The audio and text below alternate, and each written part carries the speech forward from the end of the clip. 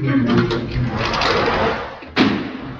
rise. The Court of Appeals, First Appellate District of Ohio, the Honorable Pierre Bergeron presiding, is now in session. Please be seated. Good morning, everybody. Welcome to the First District Court of Appeals. We have two cases to be argued today. When I call the case, if counsel could identify themselves and indicate their readiness to proceed.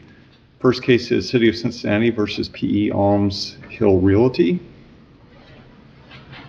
Good morning, Dan Fleming for appellant. Okay. Stephen Rothstein, co-counsel. Okay. All right, Terry Posey for U.S. Bank and Wilmington. Okay, thank you. And then the next case is State of Ohio versus Robertson. Good morning, Michelle Berry on behalf of the appellant, Tierra Robertson. Good morning, Keith Stoddard for the appellant. morning. Okay. Each case will have 15 minutes per side. I'll have the light system. Green means go, yellow means you have a minute left, and red means you're at your time. Mr. Coleman? Would you like to reserve any time for rebuttal today? I'm sorry? Would you like to reserve any time for I would rebuttal? like to reserve 5 minutes. Okay. You may proceed when you're ready. May it please the court, I'd like to focus on three issues for oral argument today. And those are, first, the failure of the trial court to rule on Mr. Pertz's objections to the magistrate's decision in violation of Civil Rule 53 D4D. Secondly, the due process violation of the trial court's sua sponte summary judgment order that was entered while the parties were in the middle of a damages hearing. And then third, I'd like to address today the failure of the lenders to meet the foundational requirements of 803 Evidence Rule 8036, the business records exception to the hearsay rule, and also the adoptive admission exception that they were relying on to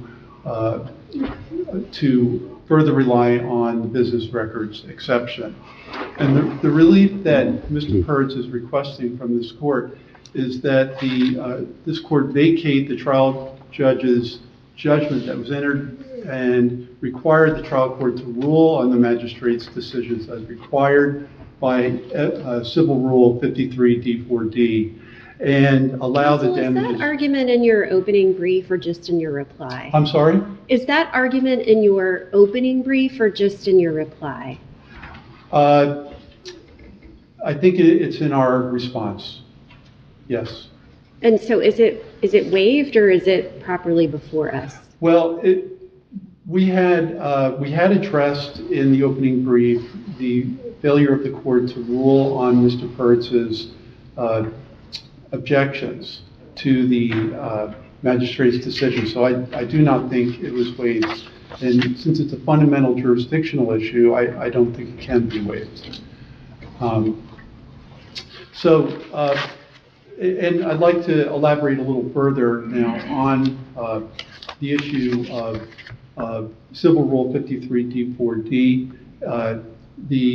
What happened in this case was we were in the middle of a damages hearing that Judge Baradon had referred to the magistrate.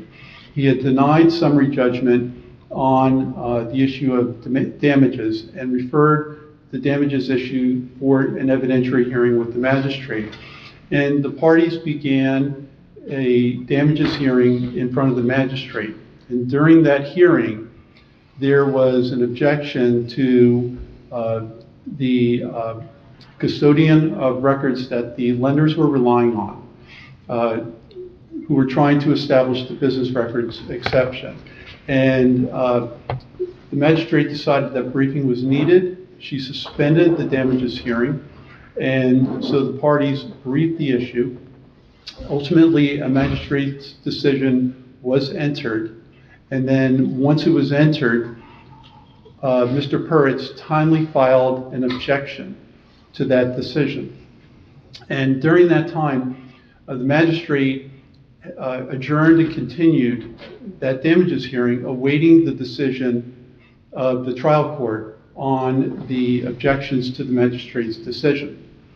But no decision, no ruling on the objections ever came forward. Instead, Well, but that's because the trial court ultimately granted summary judgment. That's right. Doesn't that moot these objections? I don't think it does.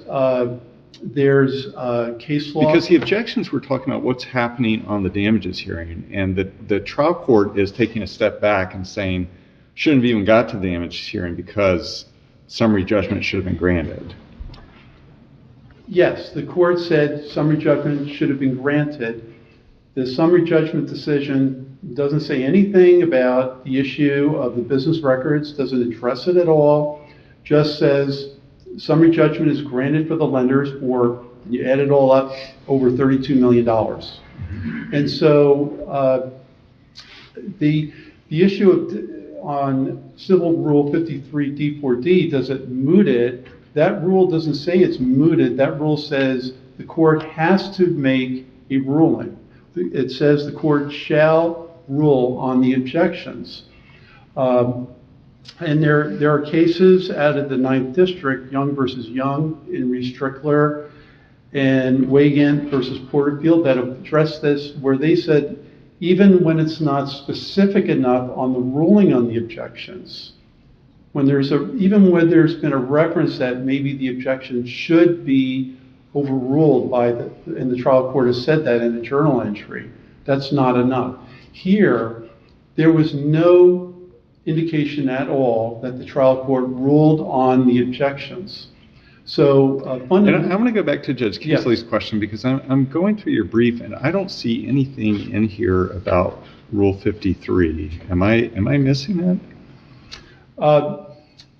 Yes, as Judge Kinsley asked me, and I noted to her, the reference to 53 D4D was made in the reply brief. Well, I mean, typically we don't consider arguments that are raised for the first time in the reply brief because it disadvantages the appellee who doesn't have a chance to address those.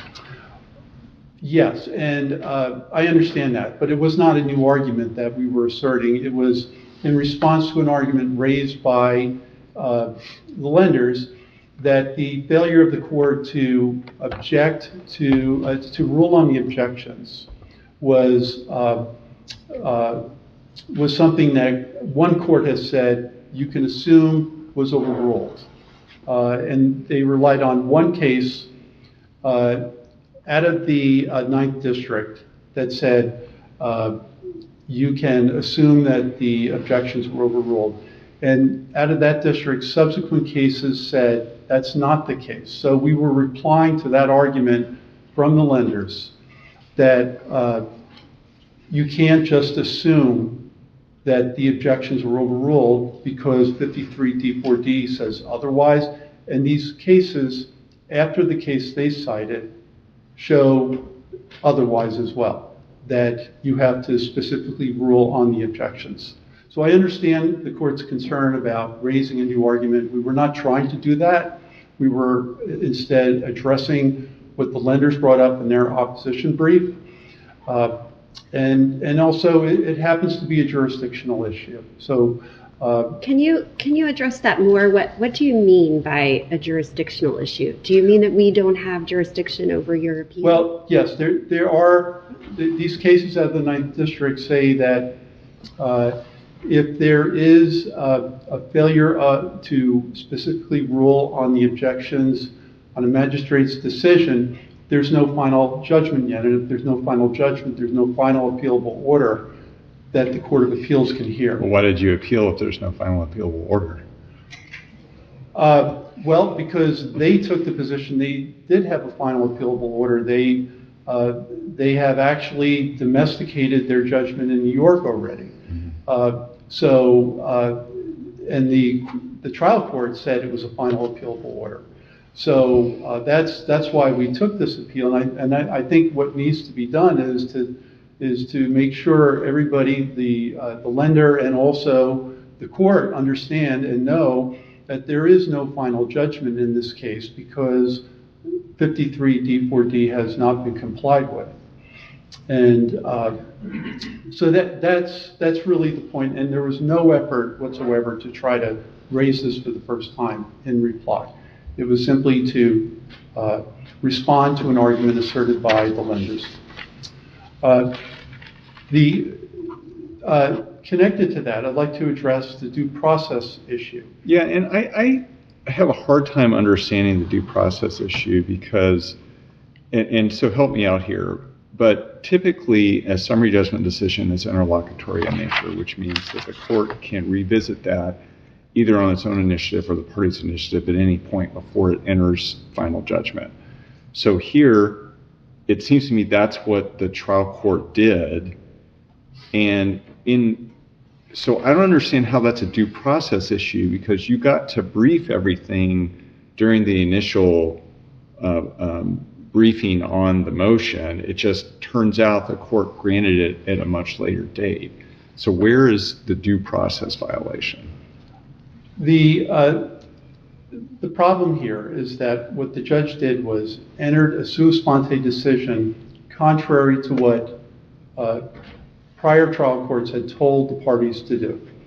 But that's the trial court's prerogative. The trial court can do that. On notice, they can always do that. But why? So that's my question. Why do they have to give notice that they are changing, that the court is changing its mind? Because in any time you have a motion for summary judgment, the sine qua non of a Rule 56 motion for summary judgment is always notice.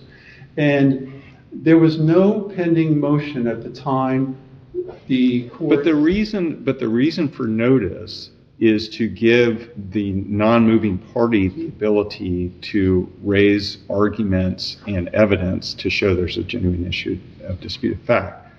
You already had that opportunity in opposing the initial motion. So, how does the lack of notice prejudice you? There's nothing that we can tell in her decision, the trial court's decision, that indicates how she came to her reconsideration, why she reconsidered. And so Mr. Puritz had a procedural due process right to be on notice about the reason why she was reconsidering so he could marshal any evidence he had to rebut that. And he was deprived of that. And that's the procedural due process violation at stake here. Wasn't his response to the summary judgment evidence and the summary judgment motion itself his procedural due process? Why was that not sufficient? I'm sorry, could you repeat that again, Judge? Sure. I mean, when the summary judgment motion and Solomon's affidavit and the exhibits were filed, Mr. Puritz had the opportunity to respond to that. Why was that not his procedural due process? Because what the trial court did was stated in her sua sponte order that she was reconsidering without providing any notice as to why she was reconsidering. And so he had a procedural due process right to come forward with whatever evidence he had on a reason she didn't give in her order as to why she reconsidered, as to why she should not sua sponte enter judgment. And I think he would have been justified in doing that because he had every reason to believe that what happened here was the court said there had to be a damages hearing, and there was in fact a damages hearing that was ongoing. And he had the rug pulled out from under him without notice and without knowing why it happened. All we know is that the judge said, I'm doing it sua sponte, and we don't question that a court has the right to sua sponte change interlocutory orders. That's not the issue. When parties ask for more due process, there's a test for that, the Matthews factors that we're supposed to look at to consider whether a person is entitled to more process. Have you considered those factors or how we should apply the constitutional due process test? No, I haven't considered that, Judge, but what I have looked at is that this was a situation where no notice was given about a reason why this was happening. If you look at the judge's order, it doesn't indicate anything other than a recitation of there were these summary judgment orders entered in the case, and then therefore I'm reconsidering. And then $32 million judgment is entered. That's it. That's what the order says. It doesn't indicate at all what happened and why it happened. And Mr. Fleming, I hate to interrupt you, but you're past your time if you want to, and that's because of our questions, but I'll let you go a little further. Okay. If you want to reserve 5, this is probably a good stopping point. All right, thank you. All right, thank you. Mr. Posey, good morning. Good morning. May it please the court, Terry Posey here for Appellee's U.S. Bank, Wilmington Trust, by and through the special servicer L&R Partners. It sounds from the opening argument that the court is very familiar with the issues, and I'll try to keep hitting the high points. Addressing the issues in the order stated by the appellant, failure to issue a ruling on the objections to the magistrate's decision sort of calls into question what the temporal state of things are at the time that reconsideration was ordered. Judge Bergeron acknowledged that the court reconsidered a fully briefed summary judgment motion from 1.5 years, 2 years beforehand. Everything that had happened since then with regards to holding a hearing, having a magistrate's decision filed, objections to that decision filed were obviated because the court jumped back in time to reconsider a fully briefed summary judgment decision. And as my co-counsel or opposing counsel has indicated, courts can reconsider decisions at any time. The issue from both Rule 53 and the due process segment was Mr. Peretz entitled to any notice that was going to happen. And there's no case law cited in their briefing that suggests the requirement that there would be any notice. The cases that they cite are cases in which a court, first of all, sua sponte, entered a motion of judgment on the pleadings without notifying the parties at all that it was thinking about doing so. And the second one was where it used evidence presented in front of a not fully briefed second summary judgment motion to grant the first summary judgment motion. That's not the circumstance here. The court here, as it was entitled to do, revisited the summary judgment briefing, and there was quite a bit of summary judgment briefing, and decided that both liability and damages were established. Was there any objection during the summary judgment briefing to the admissibility of the testimony of, I forget the name of the witness? Yes, Ms. Solomon's affidavit was challenged in opposition to the summary judgment briefing, the same as it was at the evidentiary hearing. The issue was raised and presented in nearly the same format. Mr. Posey, let me ask you, this is my recollection of the briefing. The matter was referred for the damages hearing, but was that done by a prior judge and the summary judgment was granted by a judge, a subsequent judge? Yes, Your Honor. So is it your argument that the new judge revisited the summary judgment? Yes, and again, it's uncontroverted that interlocutory decisions may be reconsidered until a judgment goes final. The new judge came in after the objections to the magistrate's decision were issued on some of the evidentiary issues.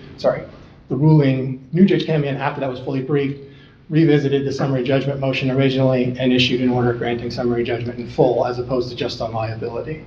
Okay. And so what is your position on whether there's a final appealable order here? Because even if they have waived that in terms of a substantive argument by not raising their opening brief, if it is a jurisdictional question, we are not only entitled but obliged to consider it. With respect, that's sort of the argument I was making when I opened, is that the court eliminated all of the subsequent proceedings by revisiting back to the date of the fully briefed summary judgment decision. The objections to the magistrate's decision were premised on a hearing that has been obviated by the summary judgment's decision, and so there is no objections to the magistrate's decision once the summary judgment itself is reconsidered. I think it would be, and again, there's no case law cited on this specific issue other than generally pending objections to the magistrate's decision must be explicitly referenced, but none of those cases reference a circumstance in which the judgment that's ultimately entered was a previously filed summary judgment, fully briefed summary judgment decision. So I think the court would be elevating form over substance, requiring a ruling on an objections to a magistrate's decision that the current judge doesn't believe the evidentiary hearing is required for. So in other words, your position would be that if in the words that I used earlier, the issue is rendered moot there is no obligation under Rule 53 for the court to actually rule on those objections. I actually think that's what the trial court did by entering summary judgment, mooted the subsequent proceedings by virtue of finding that summary judgment was appropriate on liability and damages.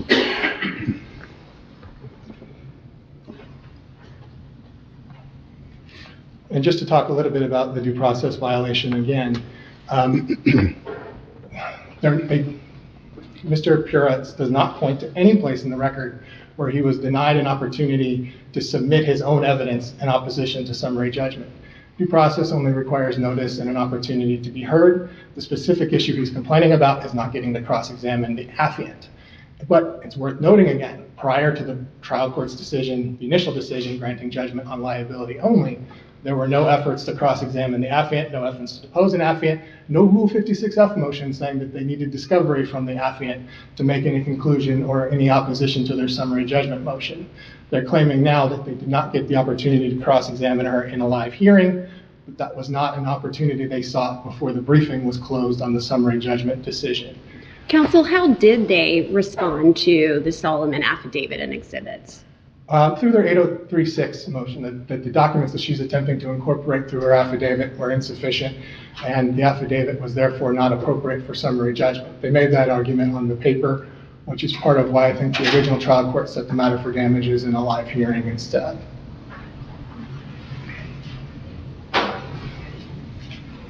I would like to talk a little bit about the 8036 business records and adoptive records exception.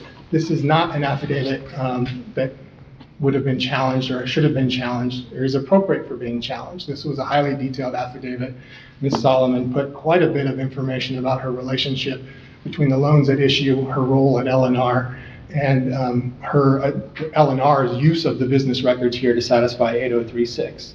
8036 has 4 requirements. The records must have been recorded in a regularly conducted activity, must have been entered with a person with knowledge of the fact of intercondition, must have been recorded at or time of the transaction, and the foundation must be laid by the custodian of the record or some other qualified witness.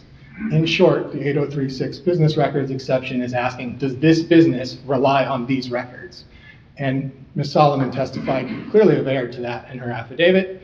She testified that L&R is a special servicer of the loans, that she's been an asset manager for L&R and has personal knowledge of L&R's record-keeping system. She's been there since 2004. She was assigned to the asset manager for these specific loans after the transfer from the master servicer. So I understand like the practical realities in when companies acquire other companies, and then you have the person who actually was there at the time the records were created is no longer there, and you have to rely on testimony like this. But if one of the kind of requirements in the business records that you just articulated is that it has to be made at or near the time of the transaction, the person coming in really has no knowledge of that. And she can say, as you just articulated, well, we rely on these, but just because you rely on those, how do we know that they're reliable? So there's 2 lines of case law that sort of address this question. And the first one says, are there any indicia of unreliability, or is there just an indicia of reliability? Again, this is a highly detailed affidavit with regards to the transaction components that result in these being the records relied on by L&R. And then I would point to the inverse of this, and the second line of reasoning is that all that's required for a Rule 56 movement is to put forth that there is no genuine issue of material fact, and it falls to the opponent to then show that a genuine issue of material fact exists. No fact put forth by Ms. Solomon was affirmatively contested by Mr. Puretz. So in other words, you would say, coming in and saying, like, I didn't sign that document, or the signatory did not have authority to sign that document, or something like that. Or the amount's wrong, because I have a payment record that shows that I made $10 million more worth of payments than they're including. And there's case law on whether those affidavits can be self-serving or need some line of documentation. But 56 motions are designed to be an oppositional process to where the truth is derived from the submission of competing materials, not solely the attack on the viability of the materials. Mm-hmm. There is case law in Ohio that says that affidavit is too short. You didn't tell us how you got here, and you just said that this was the amount due and that these are the documents. That's not Ms. Solomon's affidavit. It's very detailed, very long, and details her relationship with these particular loans and her role at L&R.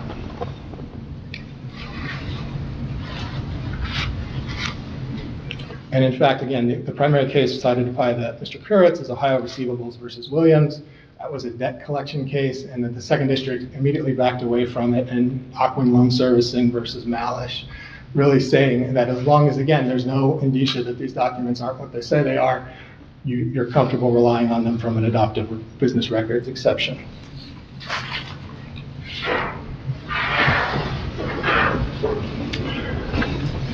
There were some other arguments in the Mr. Puritz's brief regarding the ambiguity of the loan documents. I believe those are fully explained in the briefing. The ambiguity, he's claiming that compulsory counterclaims are allowed, but defenses aren't. It's sort of a red herring. There were no compulsory counterclaims raised in this litigation. The purpose of a non-recourse loan like this that carves out springing recourse exceptions is to facilitate, in the event of default, the mortgagor's recovery of the value of the asset. Defense of the litigation is clearly stated. There's nothing in the paragraph cited about compulsory counterclaims regarding maintaining a defense of the litigation is allowed. Compulsory counterclaims would have to be allowed, or you'd not have the ability to bring them. And then again, with regards to enforceability, unconscionability, that was waived in the contractual documents, waived by not filing it in the answer. And again, this was these loan documents were between sophisticated commercial parties, all represented by counsel, and there's no case law in which a similar set of documents would ever found to be unconscionable when everybody comes to the table with equal bargaining power in a commercial context. Having said all that, we would respectfully ask that the decision of the trial court be affirmed. Okay, thank you. Thank you. All right, Mr. Fleming, you have 5 minutes. I'd like to address the issue raised on 8036, the business records exception to the hearsay rule. The problem with Ms. Solomon's efforts to appear as a custodian of records and bring documents and records in as under the business records exception is she only focused on how L&R relies on these documents. But these documents were not created by L&R. And what a witness like that has to do is, first of all, they have to have a personal knowledge. They have to be able to testify that the third-party preparers, the documents of the third-party preparers are business records. So what the case law says is what you have to do there is you have to show that you know that there are systems. You understand how their systems work for maintaining business records and why they maintain those business records. So we received no information in her affidavits or her testimony about that. Ms. Solomon does not have any evidence to establish that these are the business records of the parties that prepared those documents. So you can't just sort of get a head start by saying, well, I'm relying on the adoptive business records exception because we, L&R, are relying on the documents. Well, if 8036 subsumes the business records requirements for the business that originated the records, how would an adoptive business ever be able to prove that? They can easily do that if they have a competent witness who can explain, here's how they keep their records. What if the originating business went out of business?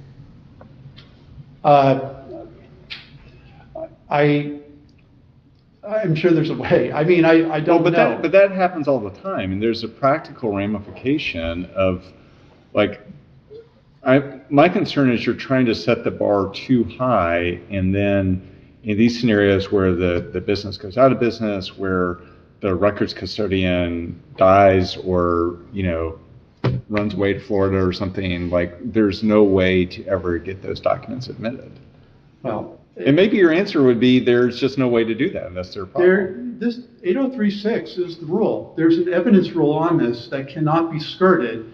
And you can't use as an excuse, well, I'm sorry, the business went out of business. There is probably a way to find out how they can use subpoenas to get information on how the business operated. They just need some knowledge to be able to say, here's how they kept their records.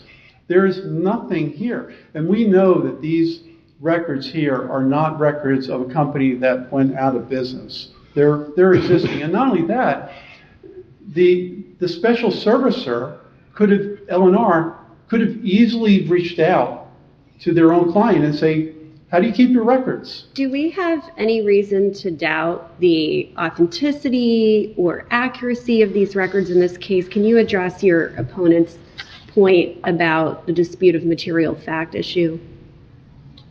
It's not Mr. Pertz's burden to come forward with evidence on 8036 and meeting the foundational requirements of 8036.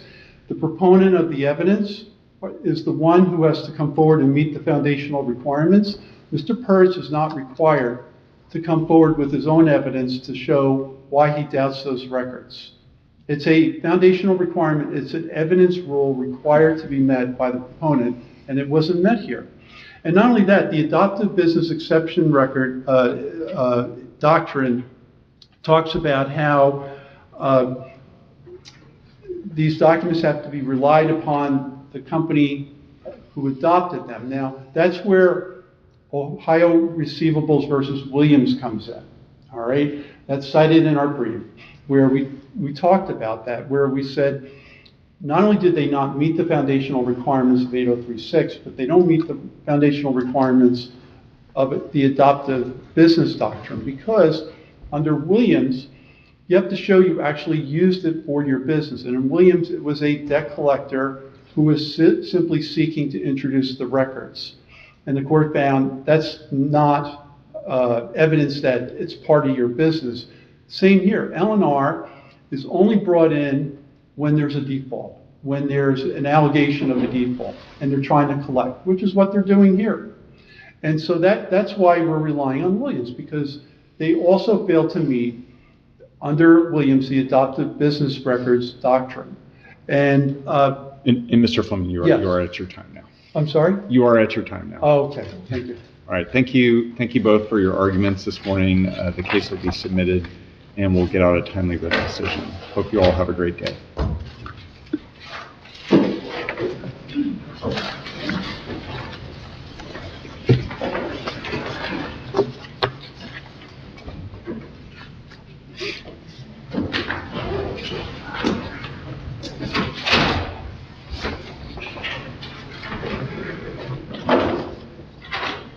Thank you. Thank you.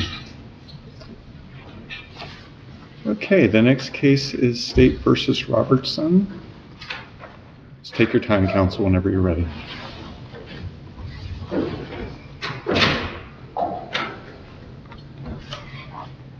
Morning, Ms. Berry. Good morning, Your Honors. May it please the Court. Michelle Berry on behalf of the appellant, Tiara Robertson. Would you like to reserve any time for rebuttal? I'd like to reserve 3 minutes. Okay. You may proceed.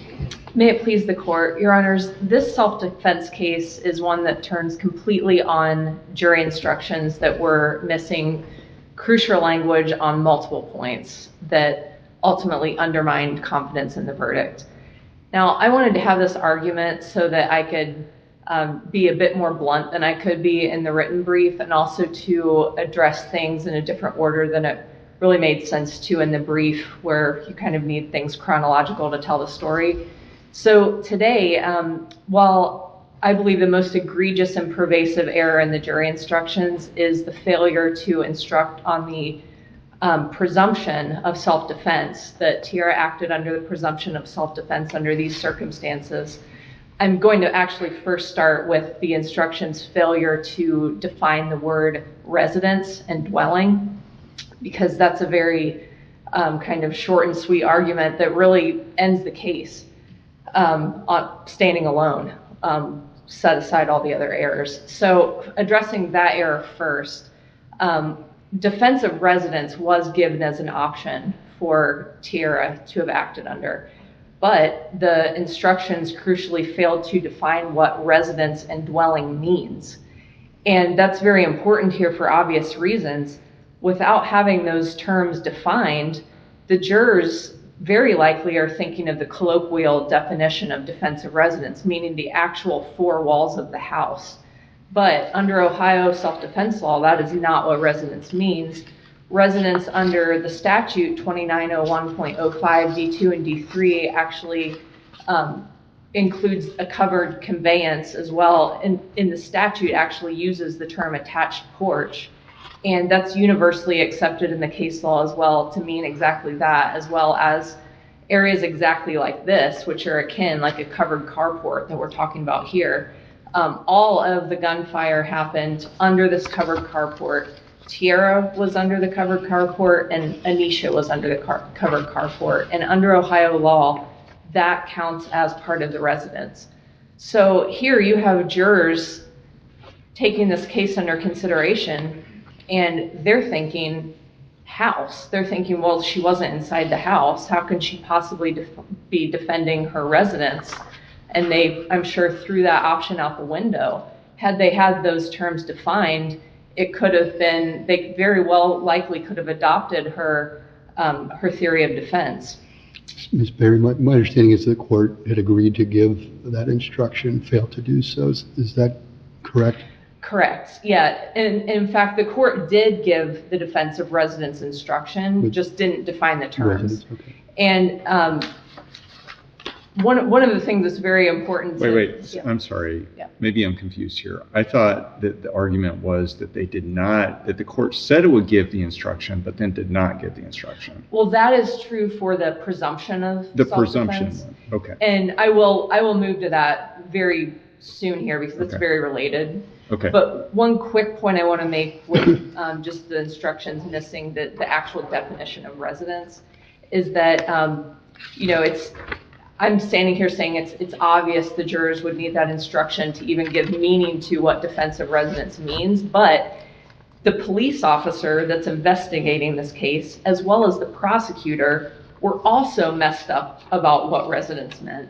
They also thought it meant the four walls of the house. So if you have the police officer who's actually investigating and enforcing the law, and the prosecutor who's literally at trial for this case, not knowing what residence means for purposes of self-defense, clearly your jurors are not going to know what residence means. Well, I guess my question is there case law that says that those terms have to be defined? Yeah, Okay. I think under the constitutional standards as well, jurors need to be given full and complete instructions, and that's under the federal constitutional standards and state. Yeah, well, right, but I mean, at some level, like, we don't have to define every single term in a jury instruction, or else, like, those would go on for, Correct. they would put all the jurors to sleep. So my question is specifically to the terms of residence and dwelling. Is there authority that says these terms are ambiguous and they need to be defined? I don't know of any specific case that touches on that very narrow specific point, but I think those overriding constitutional principles, when considered here, it's the heart of the actual defense. Defense of residence is a theory in and of itself. You have self-defense, defense of another, defense of residence. They all three were at play here. And when you don't have the term residence defined, and it actually has a specified meaning outside of what the colloquial understanding is, you absolutely would have to have that defined. And that's exactly what the situation is here, which, again, it's very telling that the state's two principal players here, the law enforcement officer and the prosecutor, had misconceptions as to what that term meant. Wasn't this a contested issue in the case, and the trial court made a legal finding, that the covered porch area was the residence? Yes, that's absolutely correct. And that actually moves me on to the next, I would call the most egregious error, which is the failure to instruct about the presumption of self-defense. And correct, in the transcript at 738 to 740, there's a lengthy discussion about this point, and the court does find exactly that this covered carport area is akin to the attached porch that the statute talks about and that the case law universally speaks to as being part of the residence. And for that, and also finds that the entirety of the affray took place in this area and that is part of the residence. All of these findings occurred in that portion of the transcript. And the court had stated, yes, I am going to instruct on the presumption of self-defense. So the court says, I'm going to instruct on that. And everybody's like, okay, great. Yeah. And then the court does not do it. But there's no objection at that point by defense counsel.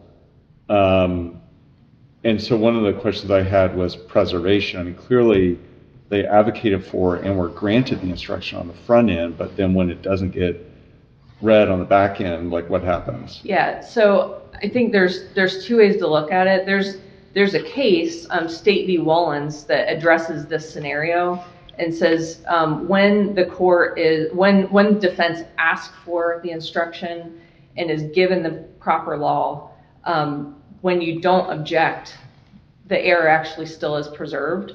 So we would take the position that this actually is an abuse of discretion scenario. But even if the court finds that there should have been an objection needed to preserve it, this is clearly a plain error. And also, we do have that covered under ineffective assistance of counsel. But just speaking to the plain error, the failure to give this instruction really is, it's fatal. There's no way to overcome this. It completely takes away one of the state's burdens, and it completely changes the jurors' starting point thoughts about the case. So one of the most important things is the state was hammering home that Tierra created the danger here. Tierra created the violence. Well, this instruction would not only give the burden to the state to rebut the presumption that she actually acted properly and lawfully, but it addresses that you're presumed to have acted in self-defense when using deadly force that's intended or likely to cause death. And I think one of the more contested points may have been, was the use of force reasonable? Was it at a level that was appropriate for what the situation was? And that's, there's the obvious reasons why this instruction is important, but then we think about these detailed aspects of the use of force that we used. Gunfire was used. This presumption of self-defense speaks to that use of force, and the jurors didn't have that starting point. If they had, they would have been thinking, I'm presuming that Tierra acted lawfully. I'm presuming that she had a bona fide belief that she was And then the state in can danger. overcome that by just a preponderance, right? Correct. Okay. Yeah. And they would have assumed that the level of force was also proper and lawful. So those would have been their starting points. But without instruction on that, they didn't have that. They were already thinking she committed this felonious assault. We've already reached the guilt part. And they didn't have that extra burden that the statute has actually put on the state under B2 of 2901.05. And that's, there's the second district case that I really rely on extensively in the brief, State v. Jones. That's a very helpful case because it's a very similar situation. The presumption of self-defense was omitted there as well. And the court gives a lengthy explanation of why this is different than just stating, like here, the jurors were given the instruction that the state had to disprove that Tierra acted in self-defense. But this is an additional burden put on the state, and that State v. Jones case does a great job of distinguishing why it's an additional burden and the distinction between B1 and B2 of 2901.05. So that's a helpful one to come back to. Ms. Berry, yes. Under self-defense, if it's defense of residence or under the Castle Doctrine, my understanding is there's no duty to retreat as well. Is that correct? That's exactly right. Yeah, there's no duty to retreat, and that actually was properly instructed on. Right. And I think, given that it all was settled that the presumption of self-defense was going to be included, it seems that there was sort of a conflation between what Castle Doctrine means now and what it used to mean.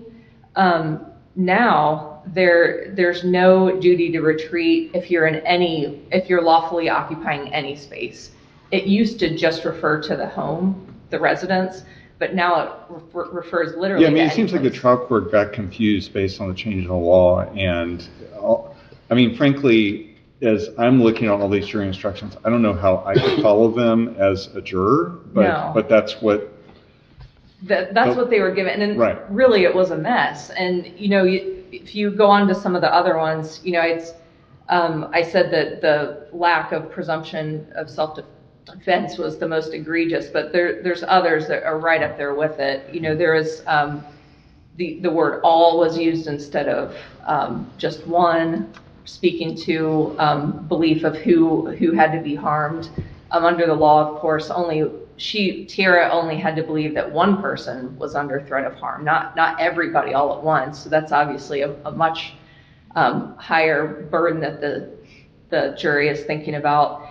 And like you said, it's just, Judge Bergeron, it's impossible to follow the not guilty options. The jury was actually never even told of a not guilty option for self-defense.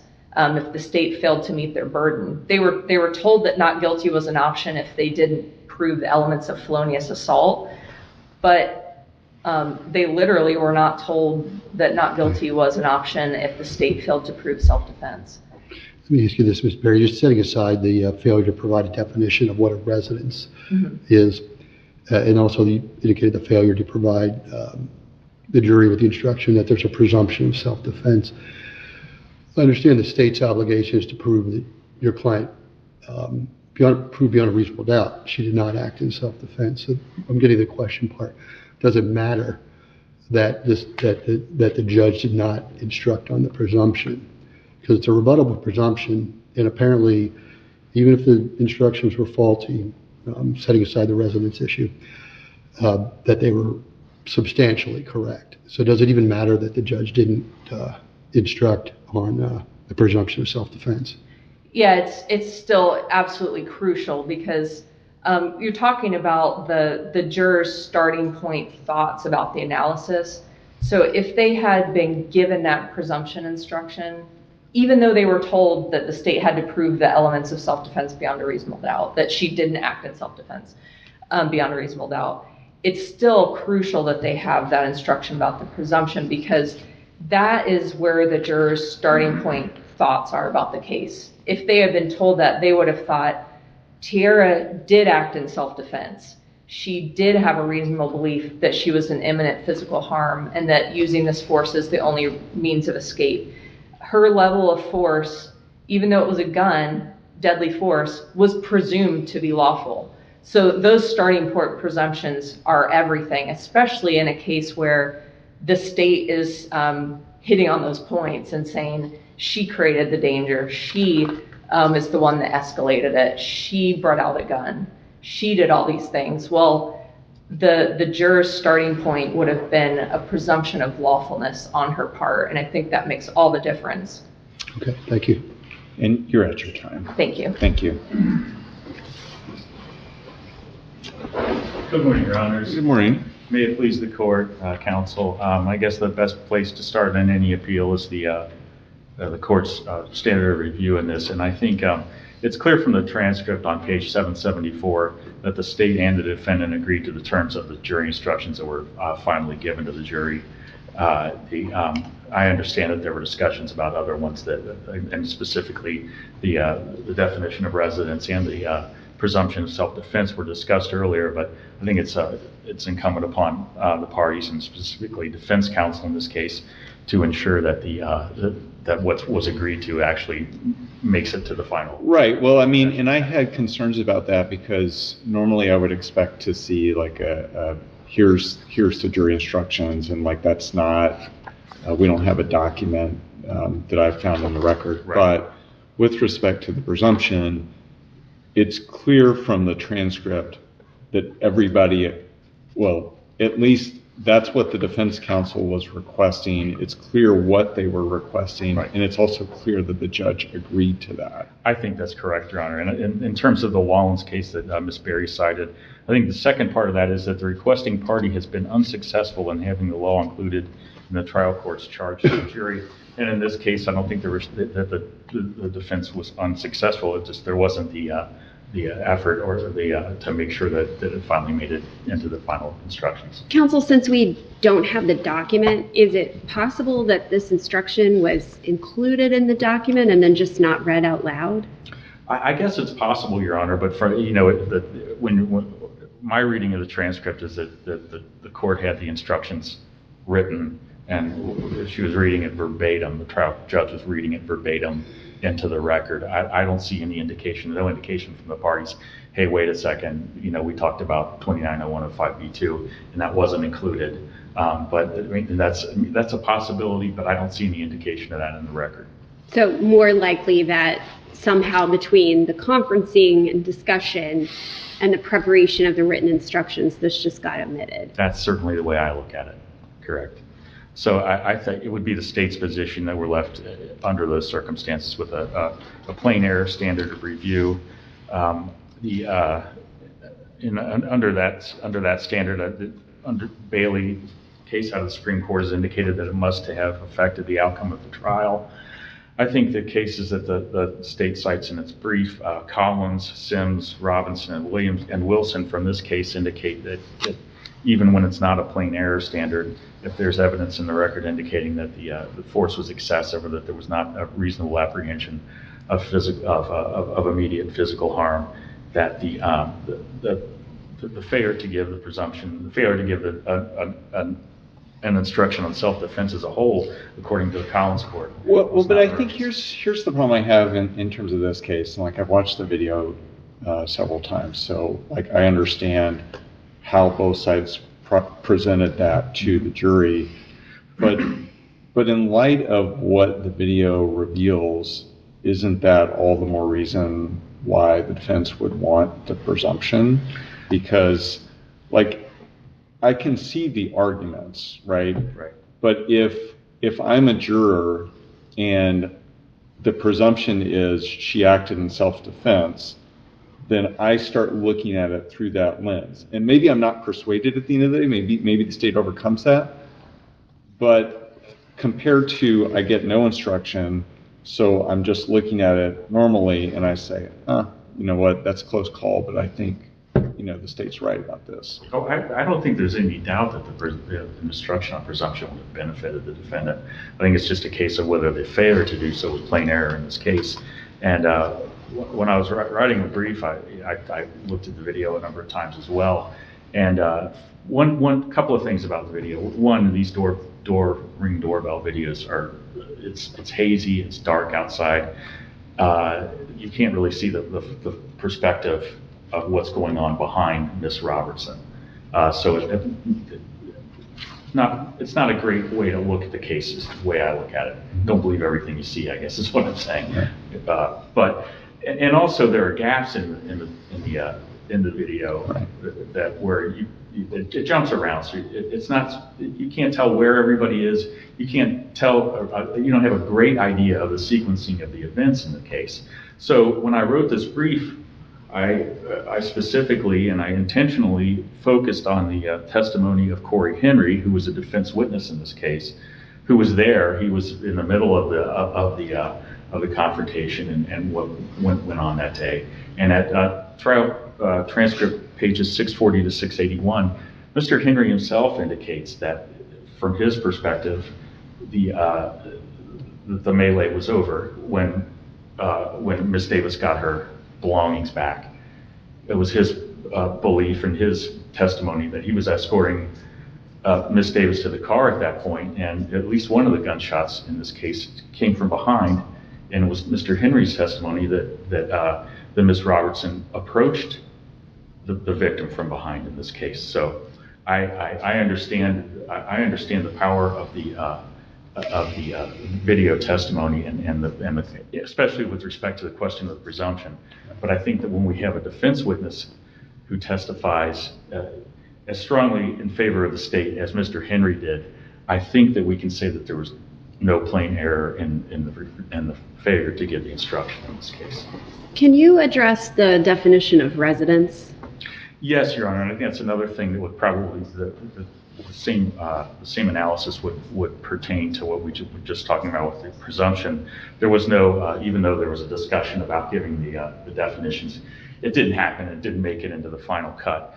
I think, as Judge Bergeron indicated earlier, that the definition of residence, there can be a certain terms of art about what that means. But in this case, the case was tried under the assumption that this carport was part of the residence. There was no argument saying, hey, wait a minute, this didn't happen inside the house. Or I don't remember it being emphasized anyway. Ms. Berry will certainly correct me if I'm wrong about this. There wasn't any indication to the jury that the four walls of the residence were the limits of the self-defense. So I understand that, and again, there was no doubt that this was an instruction that would have been beneficial to the defense. But again, I don't think it was plain error to omit that. So do you concede that the carport area was in fact part of the residence? I don't think there's any doubt statutorily, Your Honor. I really don't have a leg to stand on in contesting that. I see the problems with the jury instructions in this case. It would have been, of course, better if they had a flow chart kind of a thing where if X, then Y.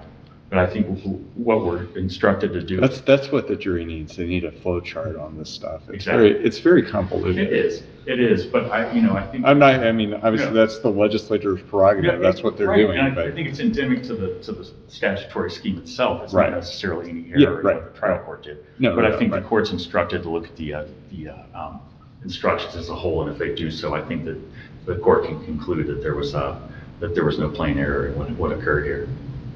Unless the court has any questions, I'll just ask the court to affirm the decision of the trial court. Great, thank you. Thank you.